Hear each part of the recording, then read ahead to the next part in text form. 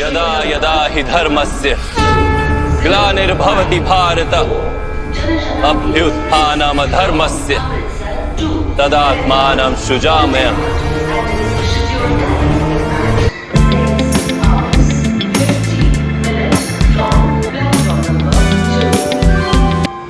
সুপ্রভাত বন্ধুরা, আমাদের অমৃতসর যাত্রা শেষ হলো।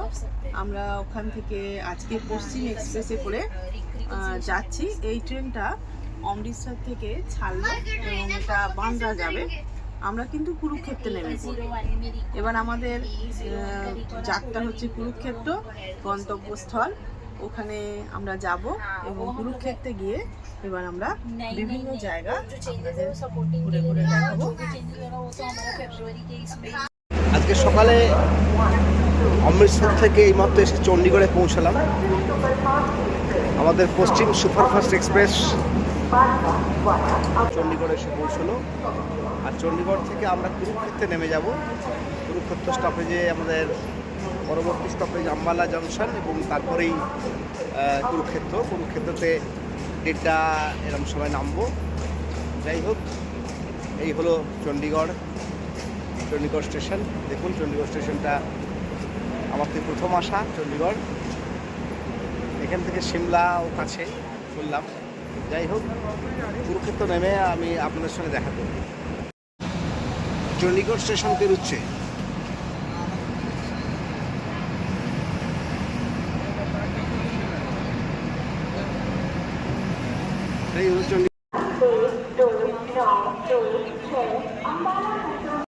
আমরা এখন কুরুক্ষেত্র স্টেশনে, কুরুক্ষেত্র জংশন। এটাই হলো সেই মহাভারতের রণাঙ্গন। আর এইখানে থেকেই শুরু হয়েছিল সত্যের জয়ের জন্য যুদ্ধ। আর এখন এই ভূমিতে আমরা দাঁড়িয়ে আছি কুরুক্ষেত্র জংশনে। বন্ধুরা, এখন আমরা আছি সেই ঐতিহাসিক পৌরাণিক মহাভারতের পাতা থেকে উঠে আসা কুরুক্ষেত্রের রাস্তায়। স্টেশন থেকে বেরোতেই এক অদ্ভুত আধ্যাত্মিক অনুভূতি হচ্ছে। আমরা একটা টোটো নিয়ে সোজা এগিয়ে চলেছি সেই পবিত্র ভূমির প্রধান আকর্ষণ ব্রহ্ম সরোবরের দিকে। রাস্তার দুপাশের পরিবেশ দেখতে দেখতে একটা কথাই মনে পড়ে যাচ্ছে যে এই সেই ধর্মক্ষেত্র যেখানে মহাভারতে যুদ্ধ হয়েছিল। স্টেশন থেকে ব্রহ্ম সরোবরের দূরত্ব মাত্র 2 থেকে 3 কিলোমিটার। আমরা একটা ধর্মশালা বুক করেছি যার নাম গীতা ভবন। চলুন সেখানে গিয়ে প্রথমে দেখাই সেই ধর্মশালা। এই হলো গীতা ভবন বা গীতা ভবন ধর্মশালা, যেখানে আমরা আছি। খুব ভালো ধর্মশালা এবং খুব কম দামে ঘর, এসি ঘর, গিজার এসি সমেত ঘর। এই যে গেটটা দেখছেন, এই গেটটা দিয়ে আমাদের উঠতে হবে। গীতা ভবন আশ্রম লেখা আছে, যেটা গীতা ভবন। আর এখানে এই পরপর জয়রাম বিদ্যাপীঠ, গৌড়ীয় ব্যাস মঠ সমস্ত কিছুই আছে, পরে আমরা দেখাবো। আর এই সোজা রাস্তাটা যে চলে যাচ্ছে, এখানটা গিয়েই চক আছে, এখানেই ব্রহ্ম সরোবর। এই হলো গীতা ভবনের প্রধান অফিস। এখান থেকেই এন্ট্রি করে আমাদের উঠতে হয়েছে। এই হচ্ছে ফোন নাম্বার দেখা যাচ্ছে। অশোক কুমারকে ফোন করবেন। অশোক কুমার এখানে কেয়ারটেকার। এই হলো মন্দিরের চত্বর।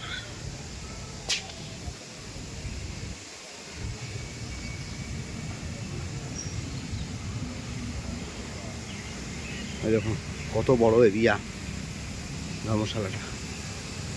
ধর্মশালা শুধু নয়, মন্দিরও আছে।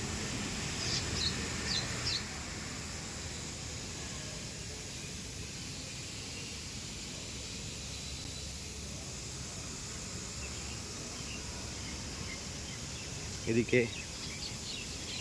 মন্দির, ভগবান বিষ্ণু, রামচন্দ্র, এদের সব মন্দির আছে। এখানে রান্না হচ্ছে, ভান্ডারা হয় প্রতিদিন, বিনা পয়সায় খাওয়া হয়। এই রুমগুলো আছে, এখানে মন্দির আছে। আর এখান থেকে সোজা দেখা যাচ্ছে, দেখুন ব্রহ্ম সরোবর। ওই যে দূরে দেখা যাচ্ছে ব্রহ্ম সরোবর, কি সুন্দর দেখুন। আর এই সামনে রাস্তা, আর এই সামনের রাস্তা দিয়ে গেট দিয়ে ঢুকলেই ব্রহ্ম সরোবর। এইদিকেও ধর্মশালার অনেক ঘর আছে।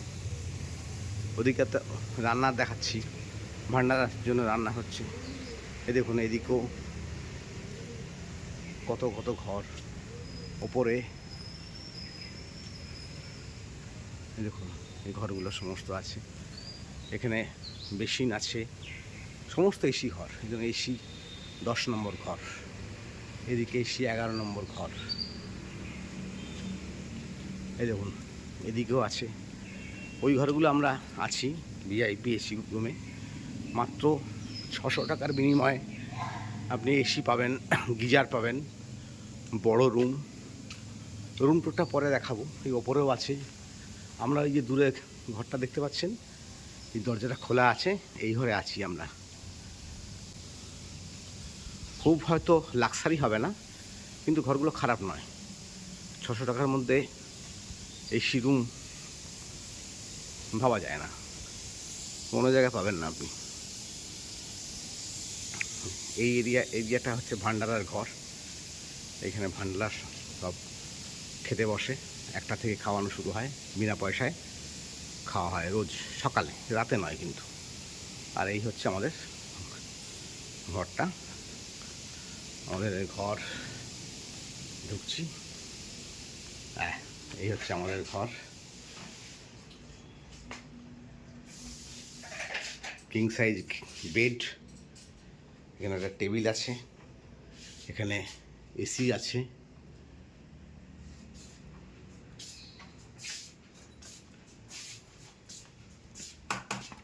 এই bathroom, geyser, western toilet, basin আছে এখানে একটা। এখানে জলের, গরম জলের কল, ঠান্ডা জলের কল সবই আছে। এখানে একটা সিলিং ফ্যান আছে, চার্জার পয়েন্ট, এখানে চার্জার পয়েন্ট আছে। আবার এখানেও একটা চার্জার পয়েন্ট আছে, 2 চার্জার পয়েন্ট। এখানে হ্যাঙ্গার আছে। বিশাল চত্বর, এদিকেও ঘর, দোতলায় উঠে ঘর, প্রচুর ঘর, এই সমস্ত ঘর। এতগুলো ঘর আছে যে খুব সুন্দর, এবং সবচেয়ে লোকেশনটা খুব ভালো, ব্রহ্ম সরোবরের একদম কাছেই। সব এই সমস্ত এসি রুম, সব এসি রুম, এগুলো সমস্ত এসি রুম। এসি রুম 600 টাকা উইথ গিজার বা অ্যাটাচ বাথরুম। আর একটু সিম্পল নিলে 400 টাকা, যাতে এসি নেই। আর যদি একদম সিম্পল নেন কমন বাথরুম, তাহলে হয়তো 200 টাকার মধ্যে হয়ে যাবে। এখানে জল রাখার জায়গা আছে, জল নেওয়ার জায়গা আছে। এখন আমরা দাঁড়িয়ে আছি ভগবান ব্রহ্মার সৃষ্টিকেন্দ্রে। মহাভারতের যুদ্ধের আগে একটি বিরল সূর্যগ্রহণের দিন শ্রীকৃষ্ণ পাণ্ডবদের সাথে মিলিত হন, এবং এখানেই পাণ্ডবরা ও কৌরবরা তাদের নিজ নিজ শিবির তৈরি করেছিলেন। আর এখান থেকেই শুরু হয়েছিল কুরুক্ষেত্রের যুদ্ধের প্রস্তুতি। এই সেই পবিত্র জল যেখানে মহাভারতের যুদ্ধের রক্তক্ষয়ী ইতিহাসের পর পাণ্ডবরা শান্তি ও মুক্তির প্রার্থনা করেছিলেন। যুদ্ধের পর শ্রীকৃষ্ণ ও পাণ্ডবরা পাপ মুক্ত হতে এবং আত্মিক শুদ্ধির জন্য স্নান করেছিলেন। হিন্দু পুরাণে বর্ণিত মহর্ষি অত্রির স্ত্রী ও সতী অনুসূয়ার নামে উৎসর্গিত করা এই ঘাট, দেখুন অনুসূয়া ঘাট।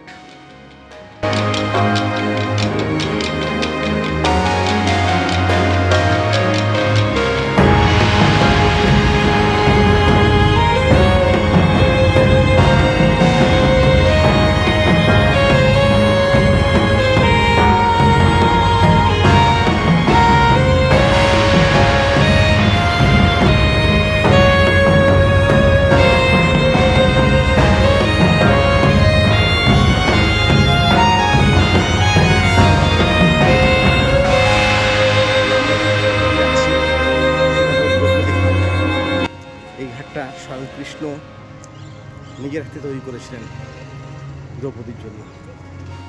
লোকগাথা অনুযায়ী কুরুক্ষেত্রের যুদ্ধের সময় দ্রৌপদী প্রতিদিন এই ঘাটে স্নান করতেন। পাণ্ডবরা যখন যুদ্ধ জয়ের পথে এগুচ্ছিলেন, তখন এই স্থানেই দ্রৌপদী তার অপমানের প্রতিশোধ এবং চুল বাঁধার প্রতিজ্ঞা নিয়ে ধ্যানে মগ্ন হতেন বলে বিশ্বাস করা হয়।